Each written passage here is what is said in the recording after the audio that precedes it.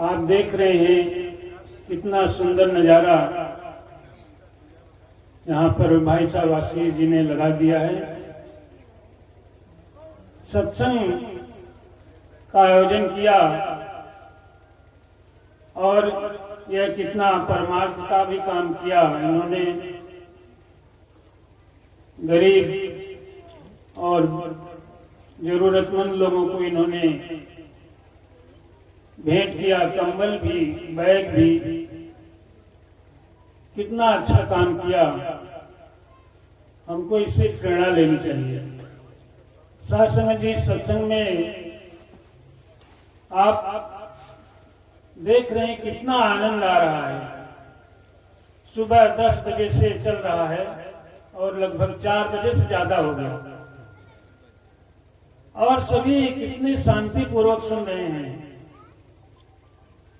ये क्या है? ये सत्संग की महिमा है। कितना आनंद आता है। इसके आगे सारे धन दौलत, मान प्रतिष्ठा, बड़े बड़े पोस्ट ओहदे सब फीके। यह तो एक थोड़ी देर का है ये आनंद। अगर आप इसमें प्रविष्ट हो जाते हैं, जैसा कि महापुरुषों ने बताया, इसको जान लेंगे, सत्संग को, अपने आप को और इस परमात्मा को, 24 घंटे आनंद में रहेंगे, हमेशा जीवन भर आनंदित रहेंगे, किसी चीज की कमी नहीं होगी और जीवन सफल हो जाएगा। ये मानो तन जीवन। कहते हैं शुद्ध दारा और लक्ष्मी पापी के भी हो, संत समागम हरि कथा तुलसी दुर्लभ दो। जीवन में संत समागम दुर्लभ है। बाकी धन दौलत, बाल बच्चे तो सभी के हो जाते हैं। जो पापी हैं, पाप कर्म करने वाले, उनके भी हो जाते हैं। बाकी का क्या कहना। लेकिन ये सत्संग जो है, संत समागम जो है, ये बहुत दुर्लभ है। बताइए कितने लोग कहां कहां से आए हैं। बाबा जी बनारस से आए, तिवारी जी, हमारे भाई चंद्रा जी, श्री चंद जी कानपुर से आए, और भी इस इलाके के तमाम लोग। देखिए जौनपुर से, बिहाई का पूरा, बेनीपुर की सारी समागम, कटका के समागम, कितने लोग आए। लेकिन क्या इतने ही आबादी थोड़ी है, बहुत ज्यादा आबादी है इस बीच में, करोड़ों की आबादी है। लेकिन संत समागम, सत्संग सबको नहीं मिल पा रहा है, सब बहुत दुर्लभ है। अगर ये संत समागम मिल जाए तो हमारा जीवन सफल हो जाए। क्योंकि संत समागम में, सत्संग में हम मिलते, ये हमें मालूम होता है कि हम क्या हैं। जरा सोचिए हम क्या हैं। नाम के लिए तो पुकार देते फलाने हैं, राम लखन, लेकिन इतने से काम नहीं चलता है। वास्तव में हम हैं क्या? हमारा ये शरीर है, हमारा शरीर है, हम नहीं है शरीर। ये हाथ हमारा है, ये हम नहीं है, हमारा हाथ है। ये सिर हमारा है, लेकिन हम सिर नहीं है। तो है क्या?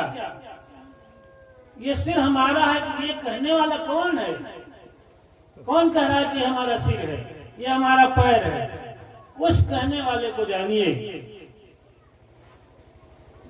नाक सूंघ लेती है फूल की सुगंध, दुर्गंध भी, लेकिन जब इसमें से प्राण निकल जाते हैं तो नाक ज्यों का त्यों बनी पड़ी रहती है, लेकिन फिर सूंघ नहीं पाती है।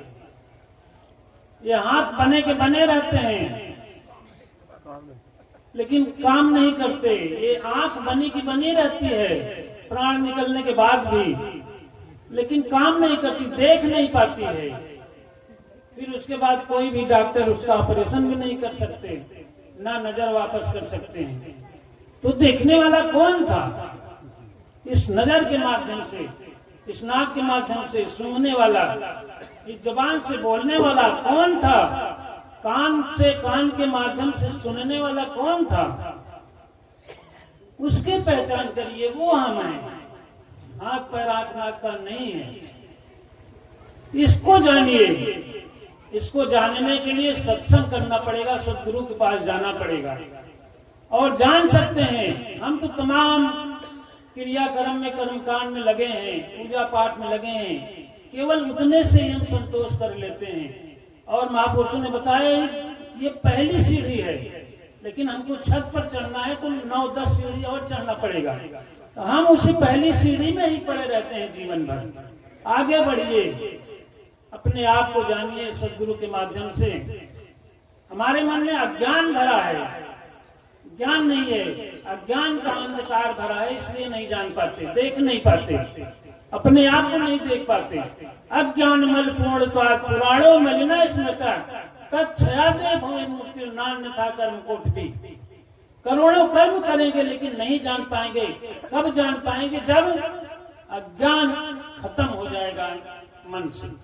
अज्ञान का मल हमारे अंदर भरा हुआ है, उसी से आत्मा, जो सनातन आत्मा है, दिखाई नहीं पड़ता, समझ में नहीं आता। जब यह अज्ञान खत्म हो जाएगा तब समझ में आ जाएगा, दिखने लगेगा निराकार का स्वरूप, अपना स्वरूप हर जगह व्यापक। कहते हैं ना कि हर व्यापक सर्वत्र समान, हर जगह है भगवान, लेकिन दिखाई क्यों नहीं पड़ता? हमने कभी देखने की कोशिश नहीं किया, बस इधर उधर के कर्मों में लगे रहे। जिस दिन इसको देख लेंगे, जान लेंगे, हमारा जीवन सफल हो जाएगा, हमारा जीवन सुखी हो जाएगा। जैसा कि कुछ महापुरुषों ने बताया, 25 साल पहले आए होते तो बड़ा अच्छा था, 25 साल की उम्र हमारी बेकार चली गई। शास्त्र जी हमें शास्त्र बताते हैं, उत्तिष्ठ जागृत, उत्तिष्ठ जागृत प्राप्ति वरान्य मुदत। उठो, जागो, श्रेष्ठ लोगों के पास जाकर के, गुरु के पास जाकर के इसका बोध करो, इसको जानो, तब जीवन सफल होगा हमारा। तो साथ समय जी, समय काफी हो गया है। आप सब अगर जिसको जानना हो तो सत्संग होता है कटका में, बेनीपुर में, और भी जगह होता है, वहां आकर के इसके विस्तार में जान सकते हैं। कितने लोगों ने इसको बताने की कोशिश किया। भाई साहब ये आशीष जी ने ये बहुत अच्छा अवसर दिया आप सबको, बड़ी कृपा करके। उनके पिताजी भाई हजारी लाल जी इतने महान पुरुष थे, उनके कर्मों को आगे बढ़ा रहे हैं, उनके काम को आगे बढ़ा रहे हैं, और जो उन्होंने प्राप्त किया, जान लिया था, उसी को जान गए हैं। ये भी इसलिए ये सब कर रहे हैं। तो हम भी जान लें, एक दूसरे से प्रेम करें, ईर्ष्या द्वेष नफरत खत्म करें। कहते हैं सभी भगवान के स्वरूप हैं, सिया राम मैं सब जग जाने। तो किससे द्वेष करेंगे, किससे नफरत करेंगे? सबसे प्रेम करें, मिलके रहें, यही हमारे जीवन की सार्थकता है। अपने आप को जानिए। शास्त्र जी, दास भी बहुत ही गलत था, लेकिन जब से बाबा जी के शरण में आया, अपने आप को जान लिया, बाबा जी ने बड़ी कृपा किया, शरण में ले लिया।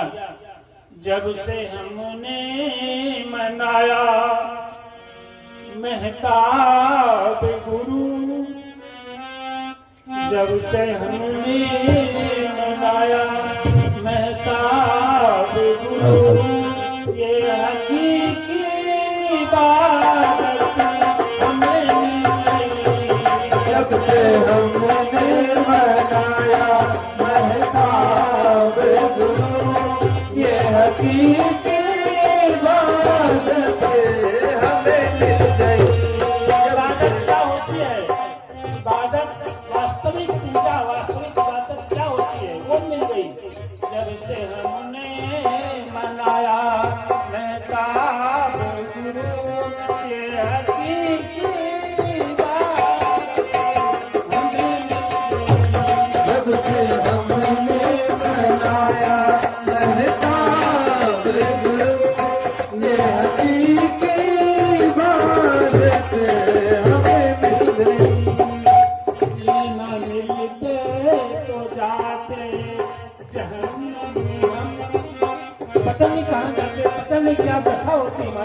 ये न मिलते तो जाते जहन्नुम में हम, ये मिला तो दुनिया की दौलत हमें मिलती। ये न मिलते तो जाते जहन्नुम में हम, ये मिला है तो दौलत हमें मिल गई। ये न मिलते तो जाते जहन्नुम में हम, ये मिला है तो दौलत हमें मिल गई। समय काफी हो गया। अब आप सब इस सत्संग में आइए और अपने जीवन को संवारिए। सत्संग जी प्यार से कहिए सद्गुरु भगवान जय।